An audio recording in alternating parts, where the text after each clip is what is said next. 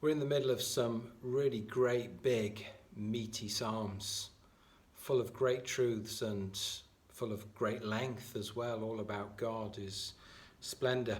The psalm before today, Psalm 104, it's all praising God for being the great God of creation. Tomorrow, it's praising God that although He chastens us, His people, He's full of forgiveness. In today's Psalm 105, the focus is really praising and thanking God that He's a covenant-keeping God. And what we get in the whole of the Psalm really is just a recollection of how good God has been to His people Israel. That first covenant that God made with Abraham to make him into this great nation. And then you get this wonderful historic account of what God has done, how He rescued them, delivered them, protected them, was with them, defeated their enemies. And it's just testimony to God's covenant-keeping power. I don't know how good you are at keeping your word and your promises. We feel terrible, don't we, when we break them?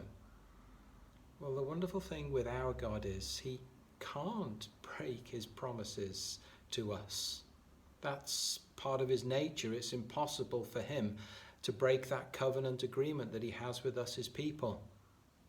Now, of course, it's a history account of what happened with God's people, the Israelites, in the Old Testament. But we are, as His people, we're part of His new covenant that Jesus Christ came and, of course, secured.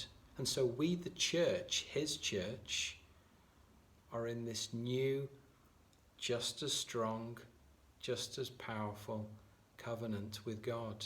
And so His love towards us is faithful and never-ending. Verse 8, all the promises that were for God's people back in the Old Testament are ours as God's people, the church. Verse 8, He remembers His covenant.